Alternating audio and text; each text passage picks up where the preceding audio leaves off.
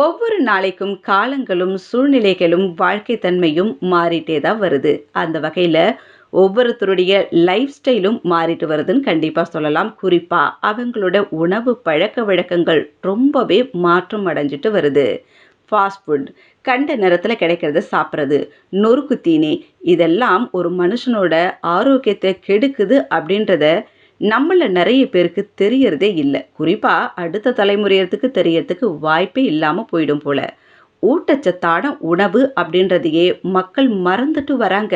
ஊட்டச்சத்தான உணவு எங்க இருக்கு அப்படின்றத தேடி பார்க்கக்கூடிய சூழ்நிலைக்கு நாம தள்ளப்பட்டிருக்கோம். கண்டிப்பா இத ஒத்துக்கிட்டு தான் ஆகணும். ஆனா பாருங்க, உலகத்திலேயே ஊட்டச்சத்தான உணவு ஒண்ணு இருக்கு. அது என்னன்னு தெரியுமா? உலகத்திலேயே அதிகமான ஊட்டச்சத்துக்கள் கொண்ட உணவு பட்டியல்ல பழைய சோறு முதலிடம் பிடிச்சிருக்கிறதா அமெரிக்க விஞ்ஞான ஆய்வு முடிவு சொல்றாங்க. பிரியாணி கூட 2 மணி நேரத்துல கிடைக்கும். ஆனா பழைய சோறு வேணும்னா ஒரு நாள் முழுக்க காத்து கிடைக்கணும் அப்படின்ட்டு சொல்லுவாங்க நம்ம வீட்டில் இருக்கக்கூடிய பெரியவங்க. ஆமாங்க, அது உண்மையும் தான்.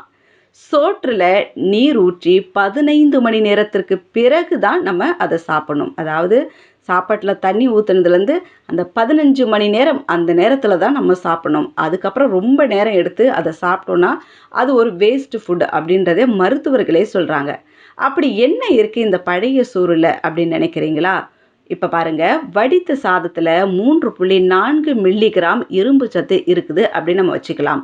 ஆனா அதுவே பழைய சாதம் ஆகும்போது அதுல இருக்கக்கூடிய இரும்புச்சத்தின் அளவு எவ்வளவு இருக்கு தெரியுமா? 73.91 மில்லிகிராமமா மாறுதாம்.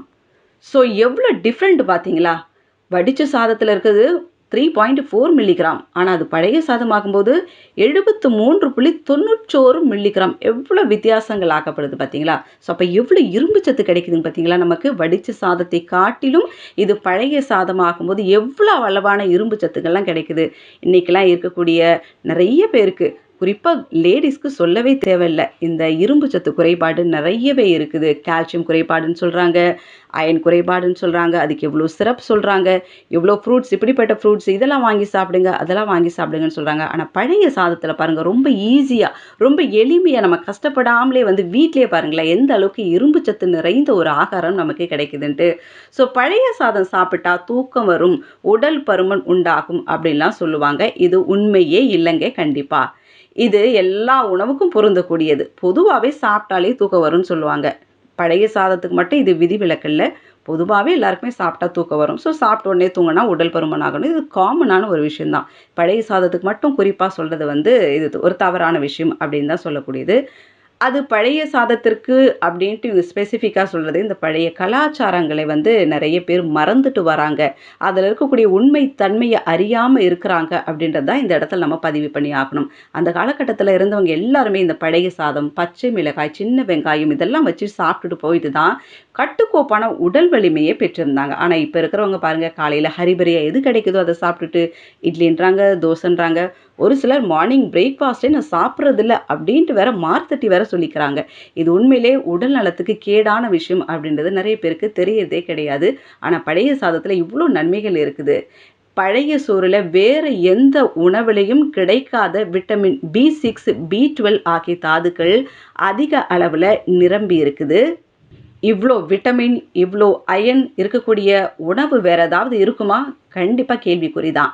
காலையில் வந்து இதை நம்ம வந்து பழைய சாதத்தை வெறும் வயிற்றுல நம்ம தொடர்ந்து சாப்பிட்டுட்டே வந்தானா வயிறு தொடர்பான நோய்கள்லாம் குணமாகும் சொல்கிறாங்க. உடம்புல அதிகமாக இருக்கக்கூடிய உஷ்ணத்தை போக்கும். இந்த காலகட்டத்தில் நம்ம இந்த சம்மரில் இருக்கிறோம் பாருங்க, உடம்புல ஒவ்வொருத்தருக்கும் அவ்வளோ சூடு இருக்குது அப்படின்னு சொல்லி அவ்வளோ உஷ்ணம் இருக்குன்னு சொல்கிறாங்க. இந்த உஷ்ணத்தெல்லாம் இந்த வந்து பழைய சாதம் உங்களுக்கு குறைச்சி கொடுத்துரும். ஸோ டெய்லி நீங்கள் காலையில் இந்த பழைய சாதத்தை சாப்பிட்டு வாங்க. உங்களோட உடம்புல இருக்கக்கூடிய எல்லா உஷ்ணங்களும் குறைஞ்சிடும். இன்னைக்கு ஆரோக்கியம் எங்கே இருக்குது? எங்கெங்கேயோ நம்ம இதை தேடிட்டு போகிறோம். ஆனால் அது எங்குமே இல்லைங்க, நம்ம கிட்ட இருக்கு, நம்ம வீட்டிலே இருக்கு அப்படின்றத நிறைய பேருக்கு தெரியறதே இல்லை. இந்த நிகழ்ச்சியின் மூலமாக கண்டிப்பாக தெரிஞ்சால் நமக்கு ரொம்ப சந்தோஷம். பாரம்பரியத்தை போற்றுவோம். இனி கொஞ்சம் பழைய சொற்றுக்கு மாறிதான் பார்ப்போமே. வல்லவன்